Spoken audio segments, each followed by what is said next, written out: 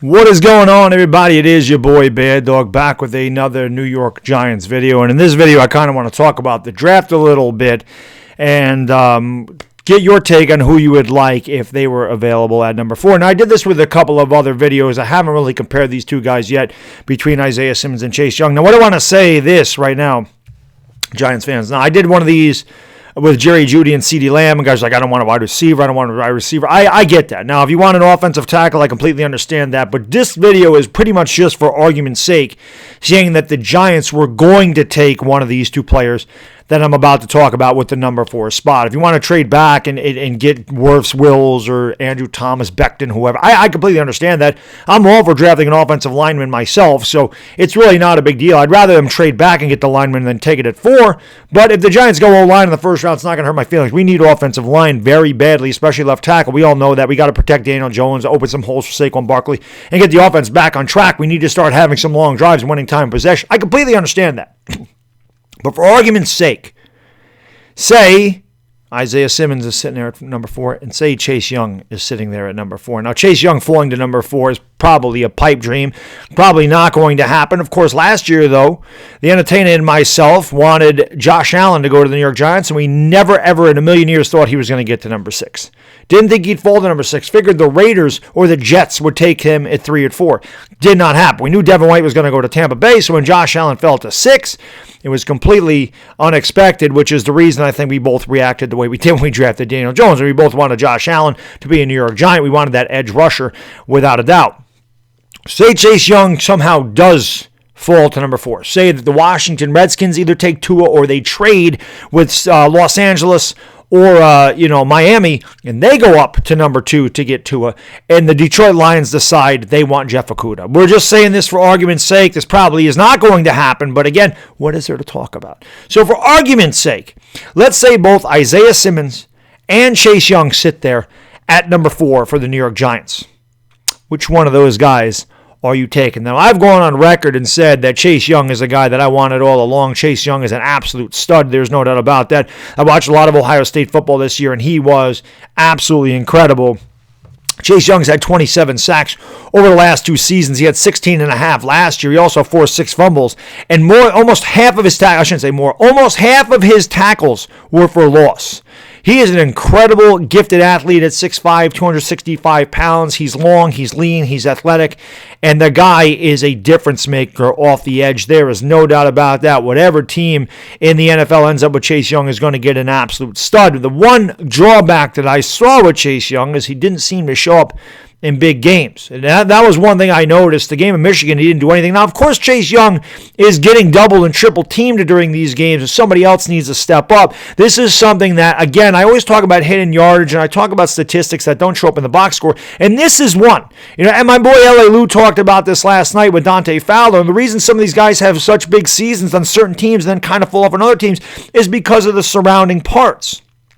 You know what I mean? So with Aaron Donald taking up all that attention, it allows a guy like Dante Fowler to have a big season for the Rams. I mean, this is the type of thing that happens. I always bring up Byron Maxwell for the Eagles as a good example of this, because with the Legion of Boom, when you have Cam Chancellor and Earl Thomas as your safeties, if Byron Maxwell is getting beat, but you have great safeties over the top, you can definitely hide how good or bad defensive back is. Byron Maxwell did not play well with the Philadelphia Eagles because he didn't have the surrounding parts that he had in Seattle. So Chase Young, while maybe he's not getting to the quarterback in the NFL, he's going to take up a lot of attention. He can make the players around him better, which again doesn't show up in the box score. You can look at Chase Young only had 3 tackles. I mean, what did he do in that game? He did absolutely nothing.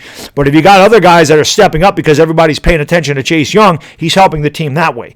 That's why I always say statistics don't always tell the whole story. They tell half the story, so you never know. But Chase Young's statistics are off the board at Ohio State. And if you guys watched Ohio State football, this guy was an absolute disruptance, a difference maker, just an incredible gifted athlete. I would love Chase Young to be a New York Giants, a guy that I've wanted all along, without a doubt. And if somehow he fell to number 4, I don't know how we could pass on him. And this is my thinking, going into the draft when he was playing at Ohio State. I'm thinking, I wish the Giants would get Chase Young. When we beat Miami, I'm like, oh, there kind of goes that. I was like, if we draft 2nd overall and we're getting Chase Young, it's not going to hurt my feelings whatsoever. But the more I watched Isaiah Simmons at Clemson, then I started to sit there and say to myself, wow, I mean, this guy plays all levels of defense. He's a tackler. He's a run stopper. He's a pass rusher. And he can defend the pass. This is something that the Giants haven't had at linebacker in many years, and we didn't address it in free agency. And I know some guys with the New York Giants, the Giants fan base was upset about we didn't go after any big splashes. We didn't make any big names. How come we didn't get Clowney? How come we didn't get Fowler? How come we didn't get a massive free agent signing?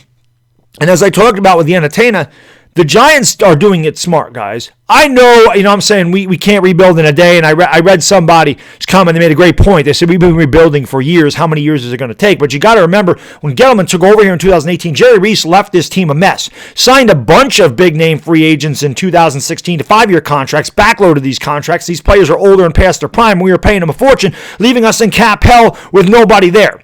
So in 2016, while we were 11-5, because we played a very weak schedule that year and beat every team by a touchdown or less pretty much. We might have beat Cleveland by 10. I don't even remember, but the game was a lot closer than that. We made the playoffs, but we were not a very good team.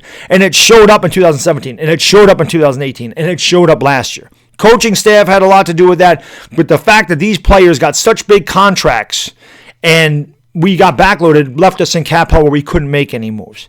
When you go into free agency, you want your team to set up for the future, okay? The Giants are not ready to win a Super Bowl yet, so signing Jadeveon Clowney isn't putting us over the top, guys. It's not. Signing Dante Fowler is not putting us over the top. I get that the guys we signed weren't sexy free agent names. I get that. But you look at 2021, we got $100 million of cap space. I'll probably do a video about this whole thing because I'm getting off topic here. But my point is the Giants are doing this correctly, okay? Isaiah Simmons plays all levels of defense, all right? And this is why I love the guy. Not to mention he blew up the combine with a 4.39 40.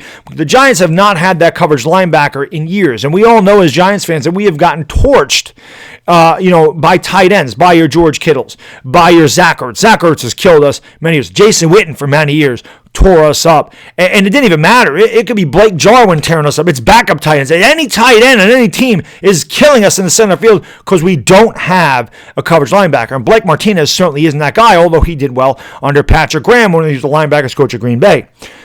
Isaiah Simmons' stats, he had 104 tackles, he had 16.5 for loss. He also had 8 sacks, 8 passes defense, and 3 interceptions. And if you watch the game against LSU, the interception that he had against Joe Burrow was absolutely amazing. The dude just took off and darted for the ball, picked it off. Incredible freaking, closing speed for a linebacker.